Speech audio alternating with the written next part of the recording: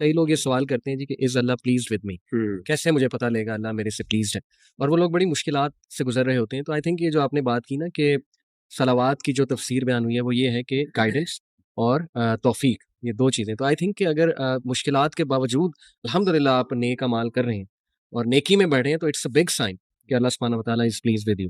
سو ذیشان نے جو آیت شیئر کی اس سے پچھلی ہی آیا ہے جو میں بہت زیادہ انٹرنلائز بھی کرنے کی کوشش کرتا ہوں، اور in every phase of life الحمدللہ دس ہیز ہیلپ می. وہ ہے ورس 152، فَاذْكُرُونِی اذْکُرْکُم واشکروا لی ولا تکفرون، کہ مجھے یاد رکھو میں تمہیں یاد رکھوں اور دیکھو میری ناشکری نہ کرو. Never be and thank me, میرا شکر کرو اور میری شکری جو ہے وہ ناشکری نہ کرو. اس میں سب سے پہلا اسپیکٹ ہے ریممبرنگ اللہ سبحانہ وتعالیٰ کا، اور اس میں ماشاءاللہ اتنی خوبصورت احادیث ہے، میں دو کوٹ کرنا چاہوں گا آپ لوگوں کے سامنے. ایک ابو ہریرہ رضی اللہ عنہ سے مروی کہ رسول اللہ صلی اللہ علیہ وسلم نے فرمایا، صحیح بخاری کی حدیث ہے کہ Allah says I am just as my slave thinks I am. ایک تو یہ حدیث اگر ہم انٹرنلائز کر لینا تو اللہ کا لو بھی بلڈ ہوگا کہ دیکھیں دس از اللہ سبحانہ وتعالیٰ، کہ جو ہمیں آفر کر رہا ہے کہ تم مجھے تھوڑا سا بھی یاد کرو گے دیکھو میں تمہیں اس سے ایکسپونینشیل لیول پہ یاد رکھوں گا. اور اس پہ علماء کہتے ہیں نا کہ اگر آپ نے اللہ سبحانہ وتعالیٰ سے کوئی بات منوانی ہے ان ڈیفیکلٹ ٹائمس تو آپ فراوانی میں بہت یاد رکھیں اللہ، آپ فراوانی میں بہت اللہ تعالیٰ سے دعا کریں. دوسری بڑی زبردست حدیث یہاں پہ کہ ابو ہریرہ سے ہی مروی ہے کہ نبی اکرم صلی اللہ علیہ وسلم نے فرمایا کہ when Allah loves a servant he calls Jibril and he says verily I love this person so you should love him. جبرائیل ان سے محبت کرتے ہیں، پھر وہ اعلان باقی آسمانوں پہ ہوتا ہے.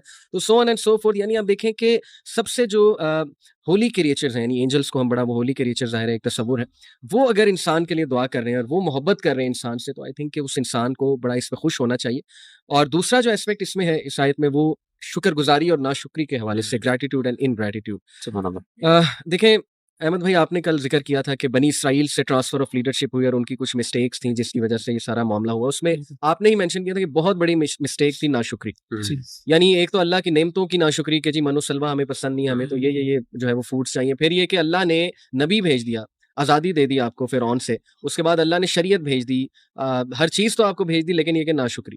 آئی تھنک کہ ناشکری از اے کرائم اور دس از سو ان نیچرل بیکاز ہم سب کو یہ پتا ہے کہ اللہ سبحانہ وتعالیٰ ہم سے کتنی محبت کرتا ہے، آ جا کے سب کو پتا ہے، اور کہاں کہاں وہ ہمیں بچا رہا ہوتا ہے، کس طرح سے ہمارے افیئرز مینیج کر رہا ہوتا ہے. یہ تو کبھی ہم سوچنے بیٹھ جائیں تو آئی تھنک کہ ہمیں رونا آ جائے. میں آڈینس کو بھی کہوں گا کہ گریٹیٹیوڈ جرنل یہ ایک بڑی زبردست عادت ہے، بلکہ اس میں ریسرچز موجود ہیں کہ جو لوگ گریٹیٹیوڈ جرنل فل کرتے ہیں بناتے ہیں، یعنی 5 things for which you are grateful, تو وہ زیادہ خوش ہیں سائنٹیفکلی اسپیکنگ. ان میں آپٹیمزم ہے، ان میں ڈٹرمینیشن ہے، ان میں جو ہے ول پاور زیادہ ہوتی ہے، and so on and so forth. Coffee researches جو ہیں وہ آپ کو انشاءاللہ مل جائیں گی، بلکہ اس کے فزیولوجیکل افیکٹس بھی ہیں اکارڈنگ ٹو سائنس شکر گزاری کے.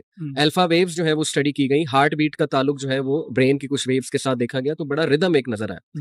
تو ماشاءاللہ دیکھیں جو بھی احکامات دین اسلام کے ہیں they are absolutely scientist. So دیکھیں مائی پوائنٹ از کہ الحمدللہ we should be very thankful to Allah کہ ہمیں ایک بنا بنایا سسٹم اللہ سبحانہ تعالیٰ نے دے دیا، وہ پرنسپلس دے دیے جن پہ عمل کر کے ہم ایک بہترین اور سیلف فلفلمنٹ والی زندگی الحمدللہ جو ہے گزار سکتے. اچھا ویسے تو سورہ بقرہ کا ایک جو ہے نا وہ موضوع چل رہا ہے، لیکن بالکل اگر ہم مائکرو فوکس ہو کے کوئی ایک آیت دیکھیں جو مجھے پرسنلی کافی پروفاؤنڈ لگتی ہے. اس پارے کے شروع میں اللہ تعالیٰ نے اس میں ایک رول بتایا. سورہ فاتحہ میں ہم نے کل دیکھا تھا کہ ایاک نعبد و ایاک نستعین، کہ اللہ ہم آپ ہی کی عبادت کرتے ہیں اور آپ ہی سے مدد مانگتے ہیں.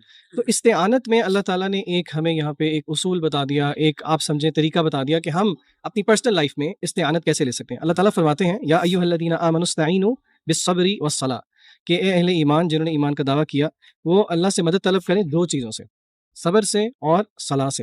تو یہ دو جو چیزیں ہیں صبر اور صلاح بہت بڑے ٹاپکس ہیں، لیکن میرے خیال سے ان کو اگر ہم سمجھیں اور ان کو انٹرنلائز کریں تو استعانت جو ہے وہ ایک اچھے طریقے سے لی جا سکتی ہے. تو صبر کیا ہے؟ عام طور پہ آپ کو پتہ ہے ہمارے ہاں اردو میں صبر کو سمجھا جاتا ہے کسی مصیبت پہ صرف صبر کرنا، لیکن اگر ہم دین کی روح سے دیکھیں تو صبر کو اسکالرز نے جو ہے وہ 3 ٹیئرز میں ایکسپلین کیا ہے، یا 3 اس کی جو ہے اس کے اینگلز ہیں دیکھنے کے.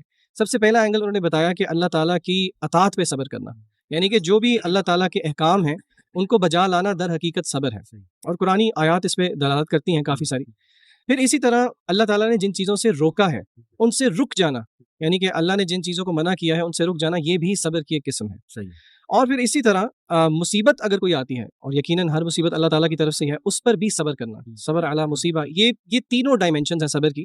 اور اگر ہم قرآن مجید کی روح سے ہی دیکھیں کہ صبر یہ دل کی ایک ایسی عبادت ہے جس کا ریوارڈ جو ہے وہ رمضان سے بہت ملتا جلتا ہے. رمضان کا کیا ریوارڈ ہے؟ حدیث قدسی میں کیا آیا ہے کہ الصوم لی وانا اجزی بہ، جس کی محدثین نے شرح کیا کی ہے کہ اس کا مطلب ہے ان لمیٹڈ ریوارڈ. تو اگر آپ صبر کا کنیکشن رمضان کے ساتھ دیکھیں تو وہ بہت گہرا ہے، کیونکہ رمضان بھی صبر کا ہی نام ہے، اور صبر کے ریوارڈ کو ہی اللہ تعالیٰ نے قرآن مجید میں سورہ زمر میں کہا انما یوفی الصابرون اجرهم بغیر حساب، کہ جو صبر کرنے والے ہیں ان کا جو اجر ہے وہ بھی بغیر حساب کے ہو. تو یہ بڑے کی پرنسپلز ہیں صبر، اور اسی طرح نماز تو خود ایک بہت بڑا موضوع ہے، لیکن صبر اور صلاح کو اگر ہم پکڑ لیں تو انشاءاللہ یہ از اے مینیفیسٹیشن آف استعانت. اچھا، اس میں نا شان بھائی جیسے آپ صبر کی بات کر رہے تھے تو ایک بہت امپورٹنٹ پوائنٹ ہے وہ یہ سمجھنے والا کہ جو ریوارڈ ہے نا وہ مشکل کے آنے کی وجہ سے نہیں ہے. یعنی کسی بندے کو صرف اس لیے ریوارڈ نہیں ملتا کہ اس پر مشکل آئی ہے، بلکہ ریوارڈ ہے پیشنس کی بنیاد پر. تو پہلی بات تو یہ ہے کہ صرف ایک ہمارے یہاں بڑا مشکل، یہ ہمارے یہاں بڑی عام سی بات ہے کہ مسلمان پہ مومن پہ اگر ایک کانٹا بھی چبھے تو اس کو اس کا ریوارڈ ملتا ہے. ریوارڈ تب ملتا ہے جب وہ صبر کرتا ہے، شرط یہ کنڈیشن یہ معلق ہے حکم اس کے ساتھ. دوسری چیز جو امپورٹنٹ ہے میں سمجھتا ہوں وہ یہ خاص طور پہ صبر کے حوالے سے